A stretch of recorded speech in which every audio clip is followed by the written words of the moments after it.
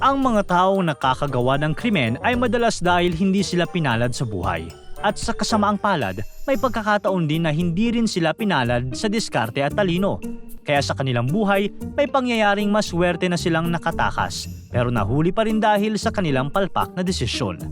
Yan ang pag-uusapan natin sa 5 kwentong manghuhuli rin ng inis nyo. Number 5. Not so fictional crime. Tulad na lamang nito. Sino ba namang kriminal ang isusulat mo sa sarili mong nobela ang krimen na tinatakasan mo? Noong 2000 sa Poland, si Christian Bala, isang writer, ay nabalot ng matinding selos nang maghinala siyang may relasyon ng isang businessman sa kanyang ex-wife. Imbes na kalimutan at magpatuloy sa buhay, nagdesisyon siyang gumanti sa isang malagim na paraan. Nawala ang negosyante at kalaunan ay natagpuan nitong wala ng buhay. Sa simula, mukhang walang bahid si Christian. Walang konkretong ebidensya, walang witness at walang makapagturo sa kanya bilang salarin. Lumipas ang 6 na buwan, wala pa ring sagot ang mga otoridad, kaya isinara nila ang kaso. Sa loob ng maraming taon, nanatiling misteryo ang krimen at si Christian malayang-malaya. Pero may nangyaring malaking pagbabago at revelasyon na walang sinuman ang nag-expect. Pagsapit ng 2003, 3 taon matapos ang krimen, nag-publish si Christian ng isang nobela na pinamagatang Amok. Ang libro ay naging bestseller sa Poland, pero hindi lang dahil sa galing ng pagkakasulat nito, kundi dahil ang kwento ng kanyang nobela ay halos eksaktong-eksakto sa totoong pagpatay na naganap noong 2000. Isang pulis sa Poland ang nakabasa ng Amok at napansin ang nakakagulat na mga detalye.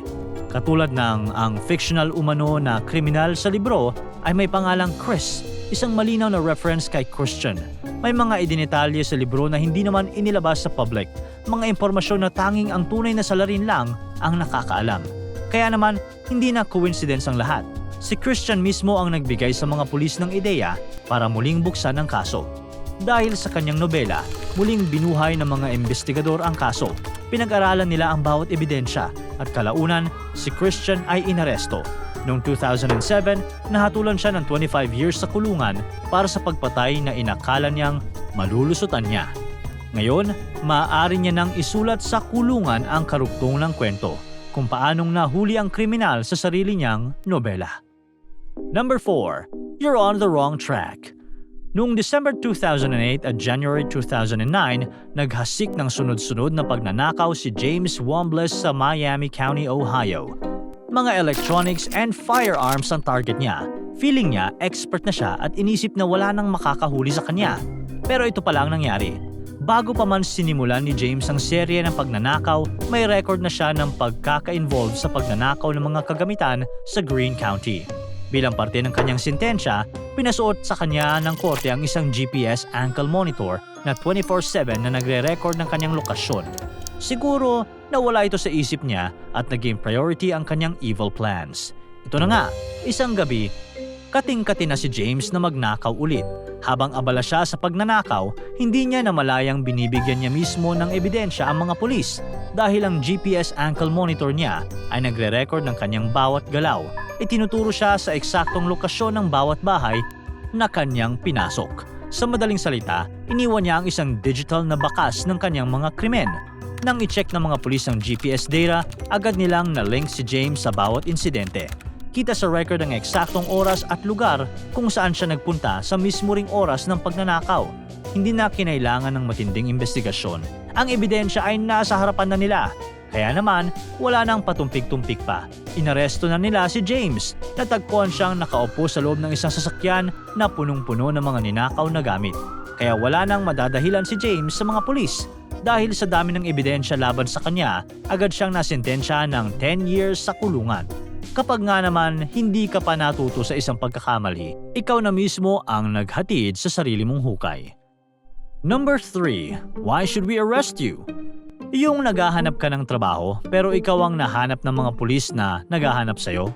Para di kayo malito, ganito ang nangyari noong 2016 sa Arizona. Pinaghinalaan si Alberto Lopez ng pagnanakaw ng $5,000 mula sa Bank of America branch kung saan siya nagtatrabaho sa Cottonwood. Sa takot na mahuli, nag-resign siya sa trabaho, lumipat sa Phoenix at tumangging makipagtulungan sa mga otoridad. Magkalipas ang halos 1 taon, bumalik si Alberto sa Cottonwood.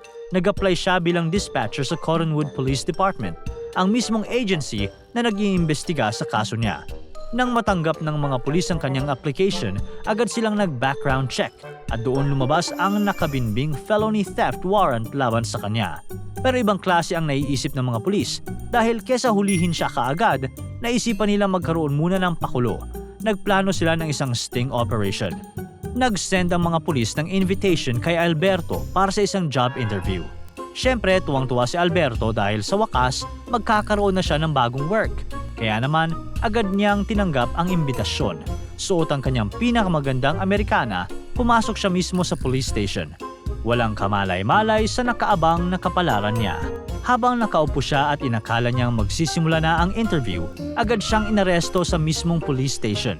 Ang taong halos 1 taong nang umiiwas sa batas ay kusa mismong sumuko nang hindi niya namamalayan. Bad news kay Alberto, hindi niya nakuha ang trabahong inaasam niya. Pero good news sa mga pulis, naaresto siya nang hindi na kailangang hanapin siya kung saan. Kaya huwag tatakasan ng batas dahil kahit anong iwas mo, mahahanap at mahahanap ka nito. O sa laro ng kapalaran, ikaw pa ang makakahanap sa kanila. Number 2. Crazy Ex-Girlfriend. Kung may naghahanap ng trabaho, meron namang magbibigay ng trabaho. Pero yung trabaho, medyo problemado. Siya si Anne Marie Lynn Scott, isang 49 years old noon na babae mula sa Grand Rapids, Michigan. 2008 noong nag-post siya ng tila normal na freelance job advertisement sa digital marketplace sa Craigslist. Pero sa likod ng inosenteng ad na ito, may tinatagong mas malagim na balak si Anne Marie. Maswerte si Anne Marie na may 3 tao ang naging interesado sa kanyang post. Kaya noong nag-usap sila, inamin niya na kung anong klaseng freelance job ang ipapagawa niya. Nag-alok siya ng $5,000 kapalit ng pagpatay sa asawa ni John. Ang lalaking mahal niya.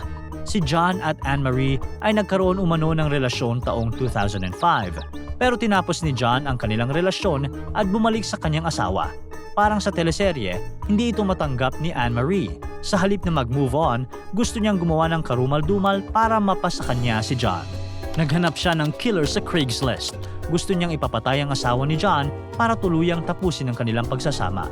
Sa halip na tanggapin ang alok, agad na inireport ng 3 sumagot sa ad ang plano ni Anne-Marie sa mga otoridad. Ang Craigslist post mismo ang naging matibay na ebidensya ng kanyang karumal-dumal na plano. Nang tanungin siya ng FBI kung ano ang ibig sabihin ng salitang eradicate, walang pag-aalinlangan siyang sumagot, "Duh, well to have her killed." Sa obsession, talagang gigil na si Anne-Marie na makuha ang kanyang gusto. Mabuti na lang, siya na rin ang nagbigay ng matibay na ebidensya laban sa sarili niya. Inaresto siya noong January 2008 at kinasuhan ng soliciting murder for hire. Pagdating ng February 2009, napatunayang guilty si Anne-Marie at sinintensyahan ng 12 years at 7 months sa federal prison. Buti na lang, may mga internet user na hindi nagpadala sa imbitasyon ng pera para makagawa ng mali. Kundi sila pa ang naging dahilan para mapigilan ang masamang plano. Kaya tandaan, kapag bigo sa pag-ibig, humanap ng bago, hindi mamamatay tao. Number 1. Laseng World.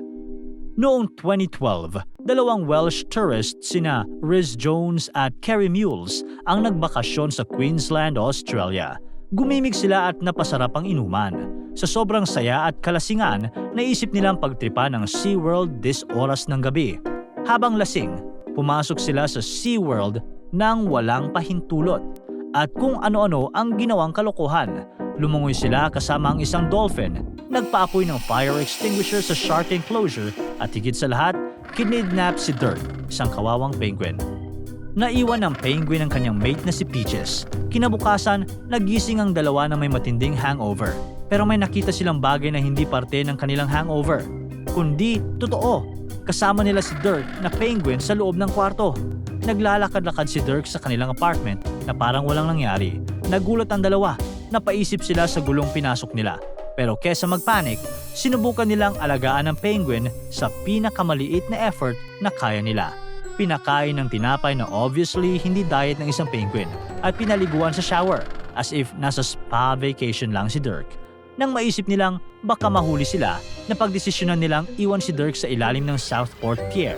Siguro naisip nila na makakahanap naman ito ng bagong buhay bilang isang free penguin doon. Hindi nila alam na may girlfriend itong naiwan sa SeaWorld at kung nagkataon, pwedeng magkahiwalay na ng tuluyan ang penguin couple. Pero hindi rito nagtatapos ang lahat kasi bukod sa kalokohang ginawa nila, may ginawa pa silang mas ikapapahamak nila, ang pagpo-post ng video ni Dirk sa Facebook. Syempre, hindi nagtagal, may nag-report sa kanila at na-trace ng pulis ang ginawa nilang kalokohan. Nahuli sila at pinagmulta ng mahigit $650 kada isa. Sa korte, kahit na mali ang ginawa nila, napatunayan namang wala silang intensyong saktan si Dirk, kaya't hindi sila nakulong. Pero safe to say na hindi na sila welcome sa SeaWorld ever again. Sa kabutihang palad, natagpuan si Dirk sa ilalim ng pier at agad na ibinalik sa kanyang tahanan sa SeaWorld. At ang pinaka-sweet sa lahat, na-reunite siya sa kanyang mate na si Peaches. Kaya kahit paano, si Dirk at Peaches pa rin hanggang dulo. Pero tandaan, ang sobra-sobrang alak ay hindi excuse sa pagiging pasaway at higit sa lahat, ang mga penguin ay hindi pang souvenir. Marami na tayong narinig na kwento ng mga taong muntik nang makatakas sa kanilang kasalanan. Pero sa huli, sila mismo ang naging dahilan kung bakit naihatid ang hustisya. Para tuloy-tuloy ang saya at kwentuhan, huwag kalimutan mag-subscribe sa Bubbly YouTube channel at pindutin ang notification bell